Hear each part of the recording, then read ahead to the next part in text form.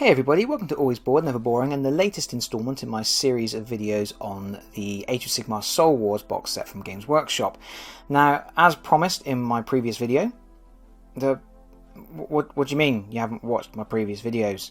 You've been missing out. You have missed. You are late to the party. We've had some fun.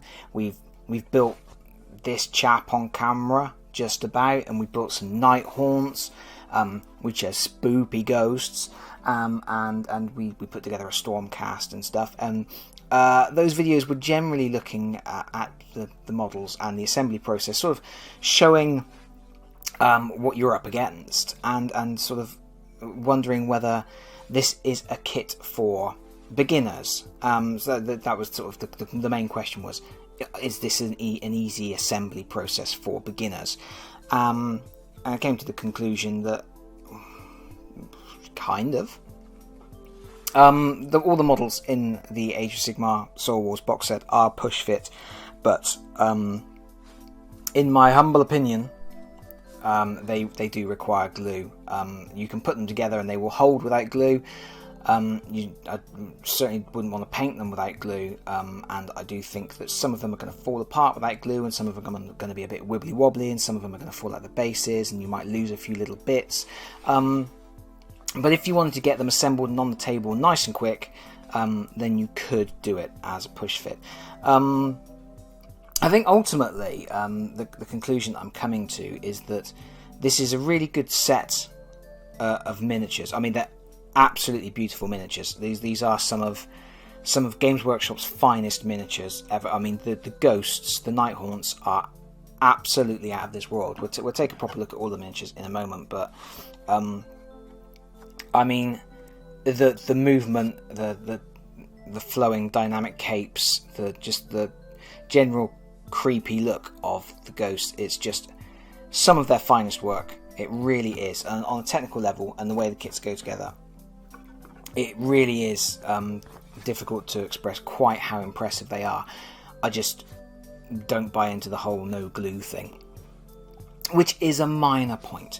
But anyway, They are push fit, they go together one way, and I've gone off on a tangent. This is the video that I promised that I was going to do in my earlier videos, which is a look at everything from the set.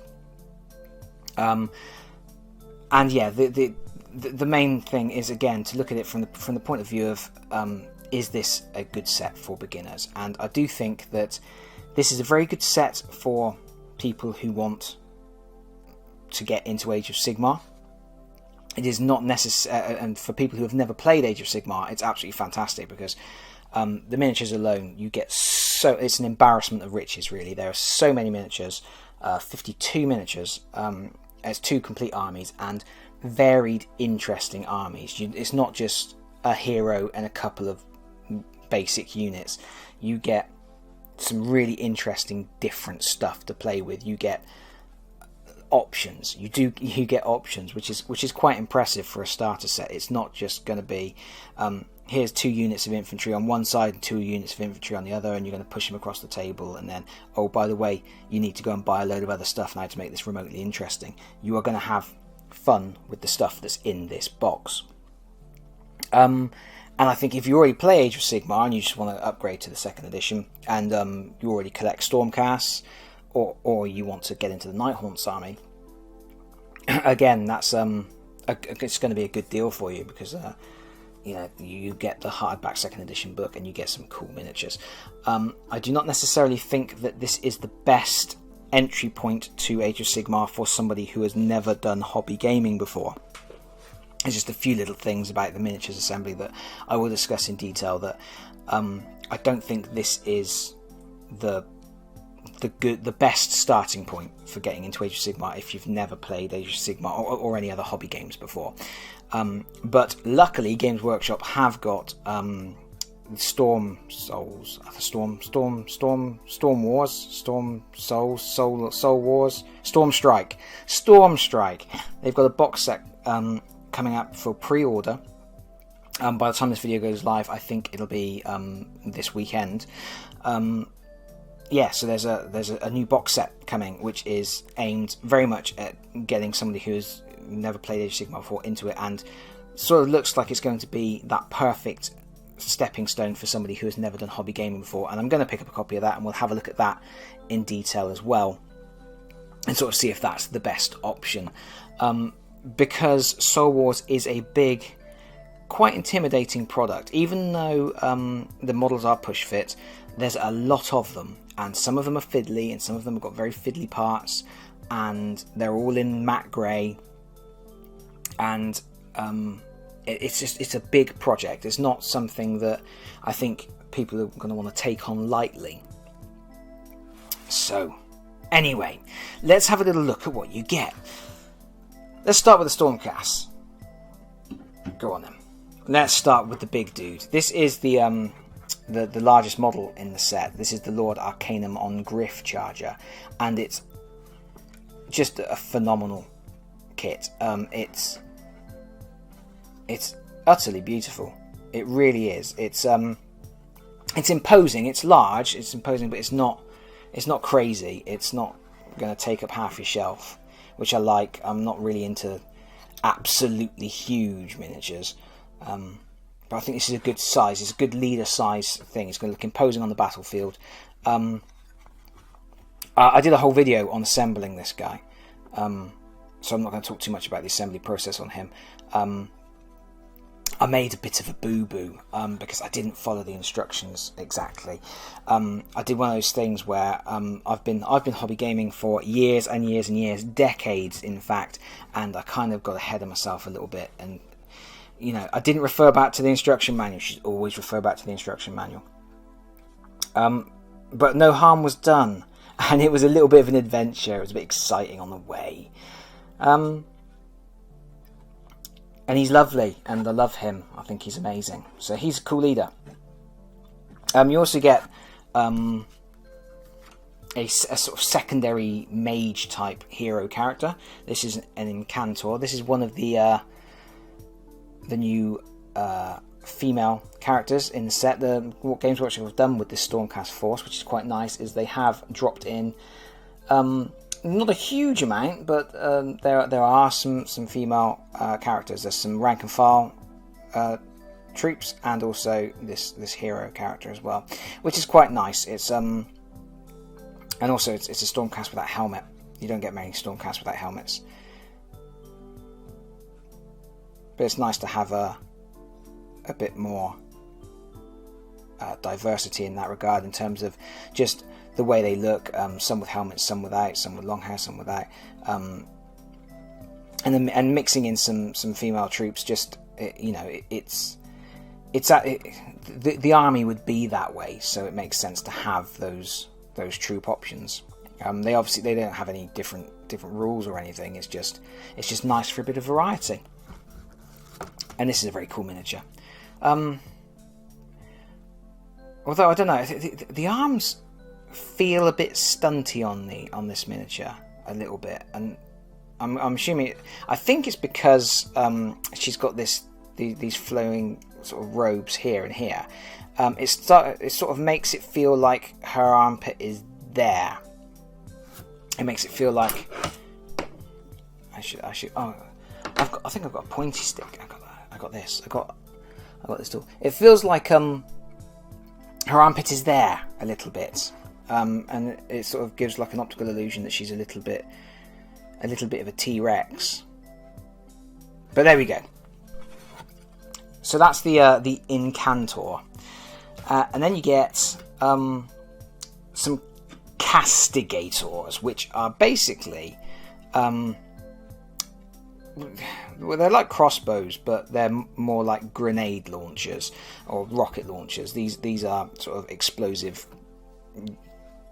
It's like the holy hand grenade of Antioch. And these are cool. So you get 5 of these. You get 4 chaps like this, and then you get a leader, a Castigator Prime, who is another female character. And this is where you can actually see what the ammo looks like, because she hasn't actually loaded her crossbow. The primes, the heroes in each unit stand out slightly because they have the lion shoulder pad. Any character or any unit with a lion shoulder pad is a prime, which is your leader unit. So that's how they stand out a little bit. And usually they've got a slightly different pose as well.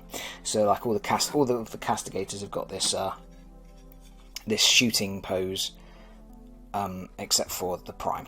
One of the things slightly disappointing about this set, and it feels churlish to say it's a disappointment really, because it's, you know, you get so much with this set. It feels I don't know, I feel a little bit bad saying that it feels a little, you know.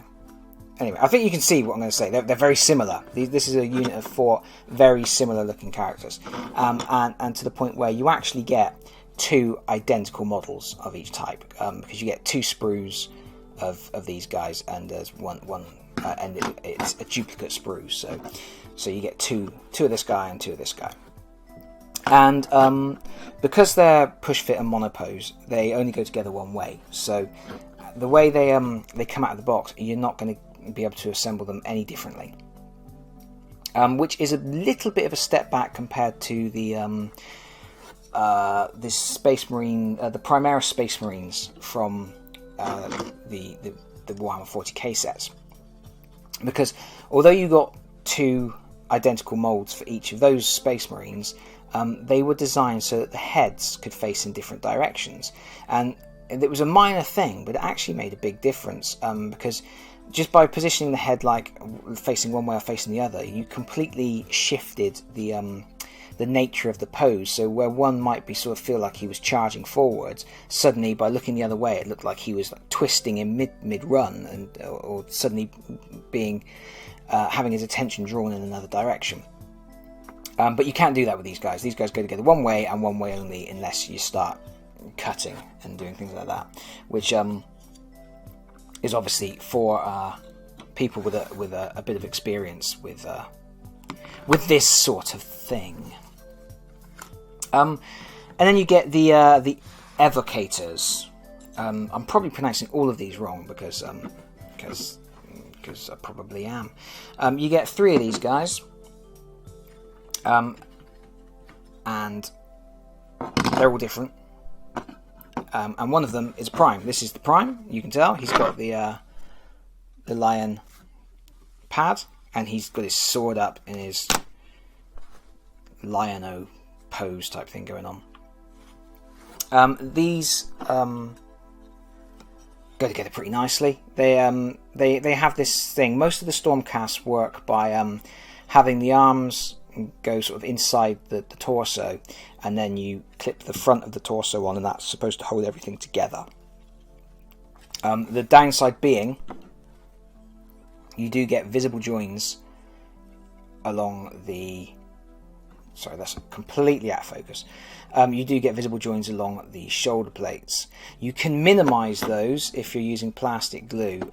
If you put just a little bit of plastic glue along where the 2 halves are going to join together, when you push them together, sometimes they squeeze together a little bit tighter, and the plastic glue sort of creates a little bit more of a seal on the gap. And it's not a major thing. You know, a little bit of liquid glue, a little bit of liquid green stuff in there will resolve that anyway. Or, you know, if you're not that worried about it, you don't need to worry about it. The results, when they do go together, are cool. I mean, these are basically battle mages. So you get a unit of 3 of these, and they've got big magic-y wands and big swords. So whether they're charging into combat or shooting off some spells, they're making a point. They're making a point. And then you get the Sequiturs. And this is the big unit. This is your main unit. And they've been very nice. They've been very generous with this set. Because the way that the unit goes together is every 3rd model is allowed to have a big mace. So you get 4 models that have the hand maces, and then 2 with the great big double-handed maces. So you've got the unit that you've got the option to do, you know, the 1 in 3 model. Also worth noting that these troopers are more female models, and they're very cool. And then the way that the unit is, the rules allow you to build this unit. You can have your prime character can either have a double-handed mace or a single-handed mace. So you actually get 2 primes, so you get 1 of each. So whichever way you want to do it, whether you want to give him a shield, have an extra shield in your team, or whether you want to just go for extra killy power, you can do it either way you want. And they're both very cool miniatures. And again, they've got poses that sort of make them stand out a little bit. They've got more sort of commanding poses. This guy is in very much a sally forth, and this one's a little bit more of a get off my land. But they're very cool. Worth noting, I think. Obviously, none of the models have scenic bases. I mentioned this in one of my other videos, is that often push fit models will have scenic bases, they have sculpted bases, but it was unrealistic to expect that from a starter set like this. With 52 miniatures, that's 52 sculpted bases, that's probably another couple of sprues of plastic in the box, which pushes up price and is generally, you know, a lot to expect. So you just get plain bases in this, but all of the bases have for these Stormcast, they have 2 holes, and I don't know if it's going to show up on this one, but if you see in there, you can see daylight through the base. That's because there's a hole that if you're going to paint the model, you're going to want to fill that with something. Some of the models have a little doobry that fills the second hole, like this one has a, I'm not even really sure what it is, a bit of it's a tool, isn't it, of some kind. It's like some kind of cosmic, I don't know what it is. It's one of those things for navigating or something. But anyway, so some of the models actually have a bit that goes in to the other hole, and then obviously you've got the other hole as a peg for the model, in which case you're good to go. But some of them don't. They have an open hole, which you're going to need to deal with. Not a major thing, but again, it's another thing that it's another bit that if you're new to hobby gaming, it's something you need to think about. The final thing that the Stormcast get, and it's interesting again because this is a new thing for Stormcast. They get a shooty bang bang.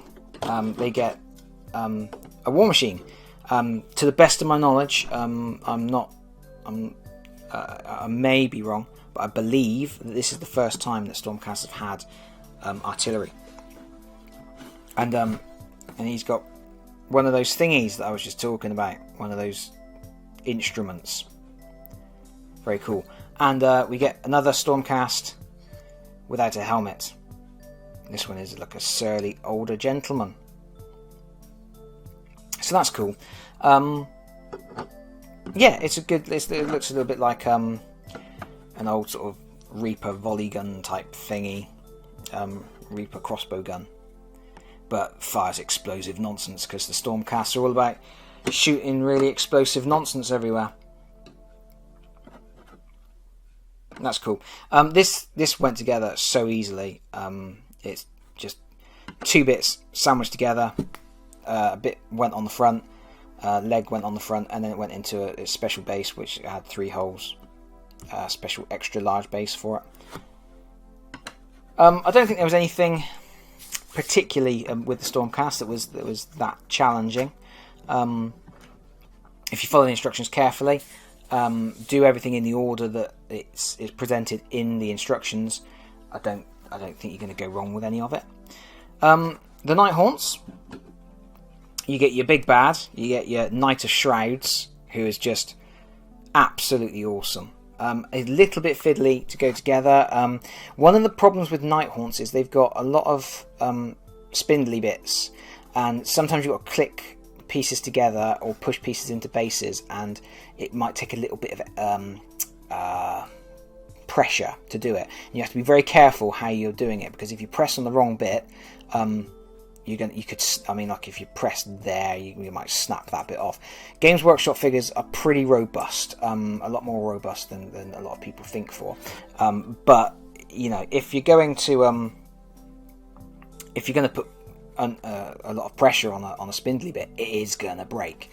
The results are awesome. When it goes together, it's just very, very cool. So he's like the big leader. But what's interesting about the Nighthaunts is they have loads of heroes.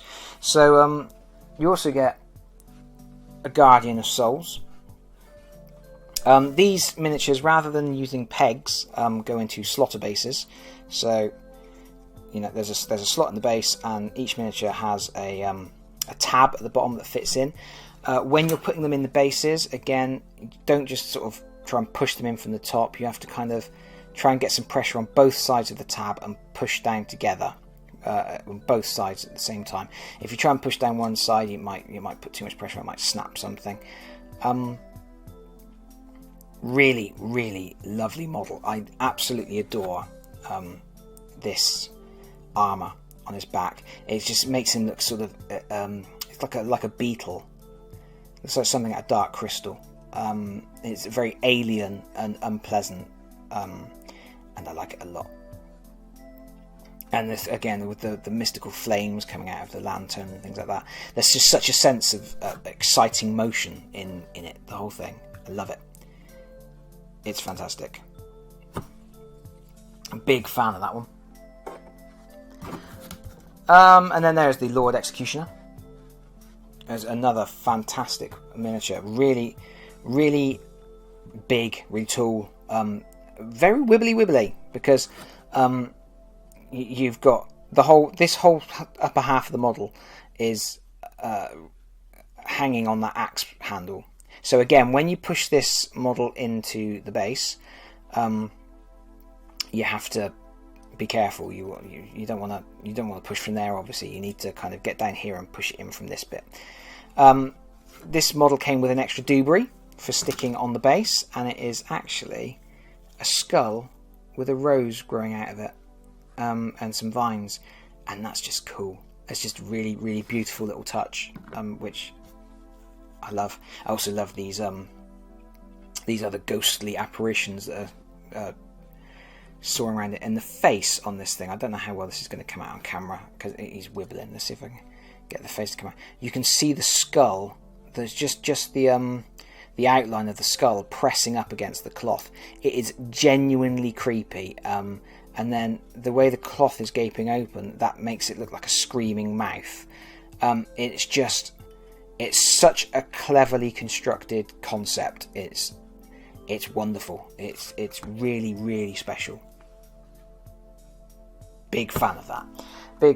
I'm a big fan of undead stuff anyway. I'm into all the creepy stuff. And these guys are super cool.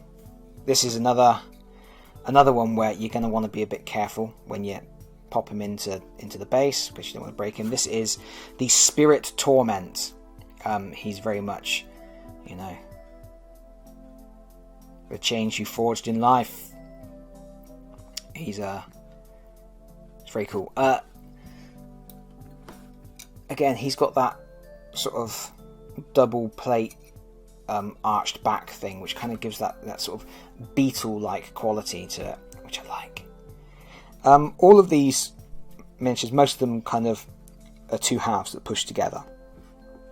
So you often get a seam. You can see a little bit of the seam on the head there. Not a lot you can do about that in terms of if you're just doing it as a push fit model. Green stuff or something will solve that. The cool thing is the seam on the back is hidden under this this ridge. That ridge actually sort of sits over the top of the seam. The seam is inside, which is neat because it kind of disguises a lot of the join. And that's something that Games Workshop normally does very well. They're quite good at disguising joins, the way things overlap, the way a miniature is assembled. It's assembled in sections, so that quite a visible join will often get hidden by a piece of armour or something that goes over the top of it. But that's not been the case so much with these push fit models. I think that's because they wanted them to be push fit. They've gone for a sort of a very easy assembly process. And I should point out, this did not take very long to put these models together at all. It was, I think, 2 football matches. I put all the Stormcast together during 1 football match. I put all the undead together through another football match. They go together really quick because in most cases it's 2 or 3 bits. You know, the join is like, this is quite a bad join on this chap here that will definitely require some filling before painting. The join is kind of I think an acceptable compromise. For people who are prepared for it and know that if they want to go on to paint them, they're gonna need to do a little bit of filling. I think anybody who has been doing the hobby for a little while, that's not an issue. For people who are brand new to the hobby, it may be an issue or it may not be an issue. I mean, for some people who aren't going to paint the models or whatever, or are just going to do like a spray white or something just to give them a block colour, that seam is going to be irrelevant. But for people who are kind of wanting to get into the hobby and learn how to paint and things like that, they might not be happy when they've painted their miniature if there's a very visible gap on them. So it's, you know, where you fall on that line is, you know, that's a judgment call for yourself. This is the leader of the Grimghast Reapers. He is an ex-dollar of Shaiish, and really just the names of the stuff in Age of Sigmar are just barmy, and nothing rolls off the tongue right. But he's really cool. For whom the bell tolls, he has a great big bell, and he actually has an ability called For Whom the Bell Tolls. He's very cool. Again, lovely movement on it, just really nice, and you get a little bit of scenic base, so that's quite good. You know, you can just put a little bit of scatter around it, and you're good to go. You get 3 other Grimghast, and they're all different, which is nice. For most of the undead stuff, it's all unique miniatures. There's like a big horde unit which gets duplicates in. But these are just some of the best stuff, because there's just so much fluidity, so much movement in them, and you know the scythes are curved, and it's like a spiral. It's like a chaotic swirl. It really is. It's just special. It's just really well done. The way they're sculpted, the way they're put together, just lovely. Just really, really nice. And again, just super duper creepy. Big fan of those. And then you get. So you get 4 of those, 1 hero and 3 jobs, and then you get the Glaive Ray Stalkers, which basically look like Skaven, undead Skaven, but I don't think they're supposed to be. I haven't read up on the lore of these. I think they're just supposed to be cursed in some way, but you know, it's like undead Skaven. They've got big pointy sticks. For jabbing, for angry jabbing, and you get a unit of 5 of those. They're all very similar. They've all got the same sort of spear out, coming at you look. But they're cool. They're quite an imposing unit when you've got 5 of them in a row, and they've all got those spears pointing forwards. It's very cool. And this one's particularly nice because they've worked a wrought iron fence into the base of the miniature, which is cool. And these all go together with they're just 2 halves that push. like that. And the seams, because they've got like this ridged back, and because I use plastic glue, they've gone together pretty much seamlessly, which is really nice. So very little work to do on that. That's actually another good point that I should probably mention in terms of preparing models for painting. Games Workshop plastic miniatures these days have very few mould lines. You usually have to file down stubs where you've snipped them out of the sprue, but generally speaking, very little cleanup. And that's a good thing, because cleanup is a bloody pain and it's boring. I don't like doing it. This is a Spooky Spook. He's a chain rasp. He's part of the Chain Rasp Horde, and this is a big unit of 20 of these. You get 2 sprues, so this is the only sort of duplication in the Undead Army. You get 2 of each model, except where it comes to the leader, and this is the leader. He's very cool. I built him on camera in a previous video. Really lovely miniature. I've already been having a go with some green stuff on him, just to tidy him up a bit, ready for painting. Very cool with the little flames and stuff. Now he's the leader, and the way the manual, the instructions work. I'll bring the instructions in. We'll have a little look, because it'll be easier for me to explain. Here's the instructions. This is probably worth mentioning as well. The sections are numbered, so the Chain Rasp Horde is number 23, and then you've got 23A, 23B, 23C. Now, the 23A and the 23B or whatever, that letter doesn't mean that the parts you need are on sprue B. They just mean that they are the steps within part 23. So the number represents which group you're building. So 23 is the Chain Rasp Horde, and then 23A means that it's the Dread Warden from the Chain Rasp Horde, but then you have to actually look at the diagram to see that the parts you need are on sprue D, and then you need parts 18 and 20 from sprue D. So that's worth explaining. So you know, otherwise you're going to be going to sprue A here and going, well, where are the bits I need? But anyway, I digress, because the reason I'm showing you this is because I don't think this is particularly clear in the instructions, that you can see that when you build the Dread Warden, you use part D18 and part D20, and then over here for this guy here you use parts D19 and parts D20 again. So you get 2 sprues, which normally means you get 2 identical models, 1 on each sprue, but they have only given you enough parts to make either one of these and one of these. This is just a regular Chain Rasp, so you can either make one of these and one of these, or 2 of those or 2 of those. You can't do 2 of each. So don't go thinking that you've missed bits or whatever if you build this guy and then go, well, hold on, I can't build this one, because you're never going to find that second D20. Similarly, once you've built one sprue of miniatures, if you want to field them as a whole unit of 20 with one single leader, because the Dread Warden is the leader, don't build a second Dread Warden. Build the other guy.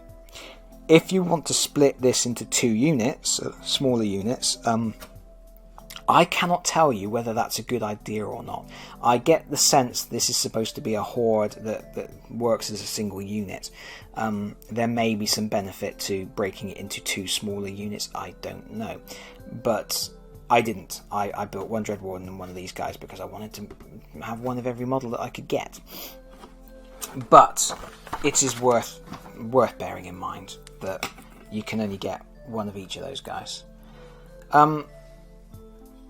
The Chain Rasp are very cool. They're largely 2-piece models that just push together and then slot into a base. They don't tend to go into the slotted bases very well. They're a bit wobbly. Sometimes they fall out. Again, glue them. And yeah, they're very much just sort of Grim Reaper type undead floaty skellies with a range of cool weapons, just for bashing and stabbing. And then neato, and you get loads of them. Like I say, you get a unit of 20 of them, and there is, again, like I say, there's duplication. So this is one of the only issues I would say with this set, is that you sometimes get two things that are identical, which is something that they managed to avoid to a certain degree with the Warhammer 40k stuff. But anyway, I've been talking for a very long time, but that is because you get a lot of stuff in this set. That's 52 miniatures, that's 2 complete armies, and I think, from what you can see, they are varied armies, and they're big armies. You're not just getting a couple of units to push around the board. I mean, the Stormcast get a big unit of hand-to-hand guys, they get a full unit of archers, they get artillery, they get a leader on cavalry, they get a unit of battle mages that have got that and there's and then a second spellcaster. So with that, so there's a heavy there's a heavy amount of magic in that force, and then with the undead you get a big unit of the chain rasp, and then you get 2 other cool floaty units, and then 4 hero characters, which is that's a huge amount of stuff. Big armies, and it looks really cool. They look really good when they're put together. The models, in terms of how they look, I cannot fault them. I just think, particularly the undead stuff, I think some people are getting bored of Stormcast because it's always Stormcast, but I like Stormcast. I think Stormcast is super cool. I think they're a great concept. I think there's a really exciting sort of mix between sort of vague sci-fi, but and then that sort of mythic, Greek god type element to them, which I think is super cool. So yeah, I think it's 2 really good armies that they're quite contrasting. The Stormcast army is quite compact. The undead army has lots of heroes, but also then lots of floaty minions. And yeah, they look great. They look really cool. They're Games Workshop miniatures. I mean, it's saying Games Workshop miniatures look cool is it's almost wasted breath, really, because it's to be expected. If I ever had to sit here and say these Games Workshop miniatures look terrible, then something has gone wrong somewhere in the world. But there's a lot of them.